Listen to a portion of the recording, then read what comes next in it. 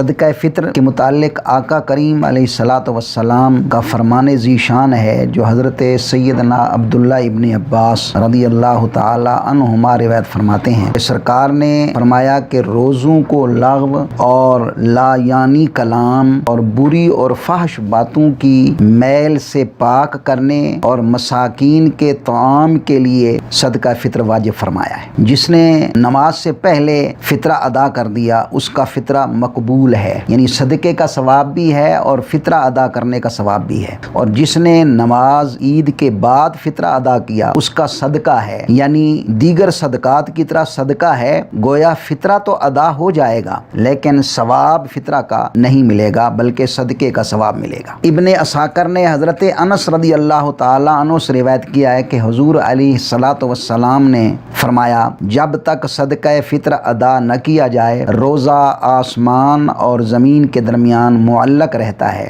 یعنی روزے کو شرف مقبولیت حاصل نہیں ہوتا۔ اب سوال یہ پیدا ہوتا ہے کہ صدقہ فطر کن لوگوں پر واجب ہے اور صدقہ فطر کتنا ہے؟ تو صدقہ فطر ہر اس آدمی پر واجب ہے جو غنی ہے۔ غنی کا مطلب کیا ہے؟ یعنی جس کے پاس 52.5 تولے چاندی یا اس کی قیمت اپنے حوائج اصلیہ سے فارغ ہو، خواہ اس پر سال گزرا ہو یا نہ گزرا ہو، تو ایسے آدمی کو اپنی طرف سے صدقہ فطر دینا اور اپنی اس اولاد کی طرف سے صدقہ فطر دینا واجب ہوتا ہے کہ جو بالغ نہیں ہے۔ باقی جو اولاد بالغ ہے اگر وہ خود غنی ہے تو ان پر صدقہ فطر واجب ہے، اگر وہ غنی نہیں ہے تو ان پر صدقہ فطر واجب نہیں ہے۔ اب مثلا ایک بندہ ہے وہ زکوٰۃ دینے کا اہل نہیں ہے لیکن صدقہ فطر اور قربانی کا اہل ہے، اس کی صورت یہ ہے کہ ایک آدمی کے پاس حوائج اصلیہ کے علاوہ 52.5 تولے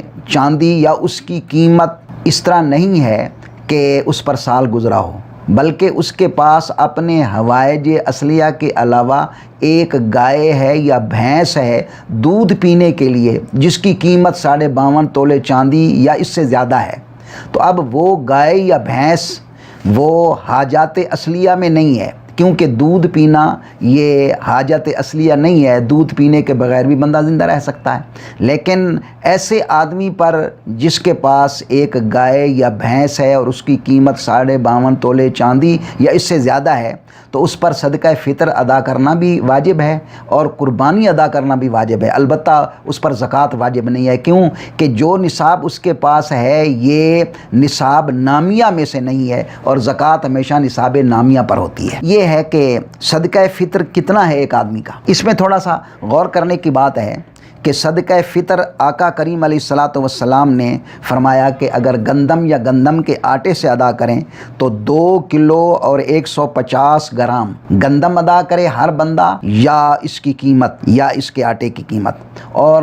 آج کل تقریباً مارکیٹ ریٹ کے مطابق 90 روپیہ ایک بندے کا فطرہ بنتا ہے۔ ایک ہے وہ بندہ کہ جو صرف غنی ہے، یعنی 52.5 تولے چاندی یا اس کی قیمت اس کے پاس موجود ہے، اور ایک وہ آدمی ہے کہ جو کروڑوں روپے کا مالک ہے بلکہ اربوں کا مالک ہے۔ تو ایسے بندے کو یہ نہیں چاہیے کہ وہ صرف 90 روپیہ ہی فطرہ ادا کرے، بلکہ اس کے لیے یہ ہے کہ وہ کھجور یا کشمش کا صدقہ ادا کرے، یعنی 1 سا کھجور یا 1 سا کشمش، 1 سا کھجور کا تقریباً 850 یا 900 روپیہ بنتا ہے، تو اللہ نے اس کو جتنی زیادہ دولت دی ہے تو اسی حساب سے وہ صدقہ فطر بھی ادا کرے، ورنہ وہ اللہ تعالیٰ کے نعمت کی ناشکری کر رہا ہے۔ ایک عام آدمی بھی وہ 80 روپیہ 90 روپیہ دے اور کروڑوں روپے اور اربوں روپے کا مالک بھی 80-90 روپیہ دے، بلکہ اس کے لیے ضروری ہے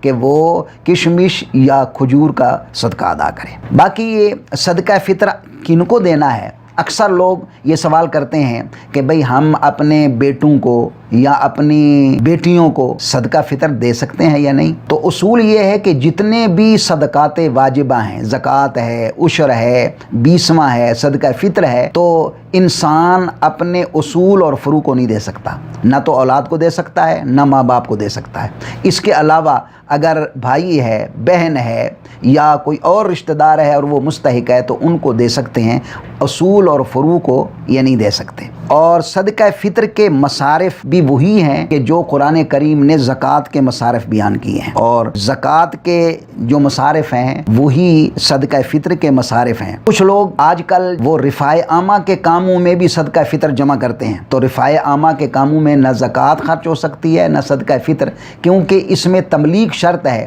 اور رفاع عامہ کے کاموں میں تملیک نہیں ہوتی۔ مثلا ایک آدمی وہ اپنا صدقہ فطر مسجد پر لگائے تو یہ اس کا ادا نہیں ہوگا، کیونکہ مسجد میں تملیک نہیں ہے، مسجد مالک بننے کی اہل نہیں ہے۔ اسی طرح ایک آدمی انتقال کر گیا، اس نے قرضہ دینا ہے، تو اس کے قرض میں اگر آپ صدقہ فطر دیں یا زکوٰۃ دیں تو یہ ادا نہیں ہوگا، کیونکہ اب وہ مالک بننے کا اہل ہی نہیں ہے۔ جب وہاں تملیک نہیں ہے تو صدقہ فطر یا زکوٰۃ ادا ہی نہیں ہوگی۔ اگر ایک آدمی سید ہے یا قریشی ہاشمی ہے، وہ سوال کرے کہ میں اپنے رشتہ دار کو جو غریب ہے دے دوں، تو